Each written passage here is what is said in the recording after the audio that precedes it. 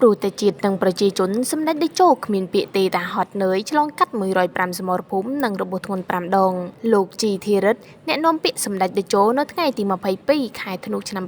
2025បានសរសេរសម្ដីដ៏មានអត្ថន័យបែបនេះថាព្រោះតែជាតិនិងប្រជាជនសម្ដេចតេជោហ៊ុនសែនគ្មានទេពាក្យថាហត់នឿយឆ្លងកាត់105សមរភូមិនិងរបួសធ្ងន់5ដងលោកជីធីរិទ្ធបានកត់ត្រាសំខាន់ៗនៃបេសកកម្មរបស់សម្ដេចតេជោក្នុងបុព្វហេតុប្រជាជននិងមាតុភូមិយ៉ាងដូចនេះថានៅថ្ងៃទី20ខែមិថុនាឆ្នាំ1977យកជីវិតជាដើមទុនដើម្បីតស៊ូរំដោះជាតិចេញពីរបបប្រល័យពូជសាសន៍នៅថ្ងៃទី22ខែតុលាឆ្នាំ1996ធ្វើដំណើរចូលទៅតំបន់ខ្មែរក្រហមដោយយកជីវិតទៅបដូរនឹងសន្តិភាពសម្រាប់កម្ពុជារហូតបញ្ចប់សង្គ្រាមស៊ីវិលបានទាំងស្រុងនៅថ្ងៃទី29ខែធ្នូឆ្នាំ1998ដោយដឹកនាំកម្ពុជាពីគំនរផេះផង់ឲ្យមានការអភិវឌ្ឍក្នុងកំណើនសេដ្ឋកិច្ចខ្ទង់7% ក្នុងមួយឆ្នាំជាង2ទសវត្សរ៍នៅមុន COVID-19 បើតាមលោកជាធិរិទ្ធបច្ចុប្បន្នសម្ដេចតេជោកំពុងរួមជាមួយនឹងសម្ដេចបវរធិបតីផ្ដល់យុទ្ធសាស្ត្រដល់បណ្ដាមេទ័ពទប់ទល់ជាមួយនឹងសត្រូវឈ្លានពានគ្រប់ពេលដែលជាតិនិងប្រជាជនជួបការលំបាកតែងតែមានវត្តមានរបស់សម្ដេចជានិច្ចជីវិតសម្ដេចជារបស់ជាតិខ្មែរ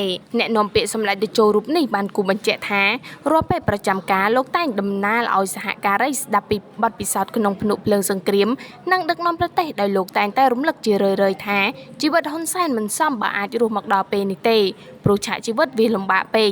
សម្ដេចតេជោហ៊ុនសែនប្រធានព្រឹទ្ធសភាធ្លាប់មានប្រសាសន៍ថាសម្ដេចមានតែជីវិតប៉ុណ្ណោះធ្វើជាដើមទុនដើម្បីរំដោះជាតិនិងប្រជាជនចេញពីរបបប្រល័យពូជសាសន៍ប៉ុលពតប្រសិនបើសម្ដេចស្លាប់នាពេលនោះតើនឹងមានអ្វីកើតឡើងនាពេល45ឆ្នាំកន្លងមកនេះសម្ដេចតេជោយកជីវិតទុបដូរយកការរស់រានមានជីវិតរបស់ប្រជាជនយកជីវិតទុបដូរយកសន្តិភាពជូនប្រជាជនតាមរយៈនយោបាយឈ្នះឈ្នះយកអំណាចទុបដូរជាមួយនឹងសន្តិភាពនិងការអភិវឌ្ឍរយៈពេលវែងយកអំណាចទុបដូរជាមួយនឹងសន្តិភាពនិងការអភិវឌ្ឍរយៈពេលវែងតាមរយៈការផ្ទេរការដឹកនាំពីជំនាន់ចាស់ទៅជំនាន់ថ្មីសម្ដេចតេជោមានប្រសាសន៍បន្ថែមថាចូលចងចាំថាគ្មានពាក្យថាជោគជ័យណាឬលទ្ធផលណាមួយដែលគ្មានការបង់ថ្លៃឬការលះបង់នោះឡើយ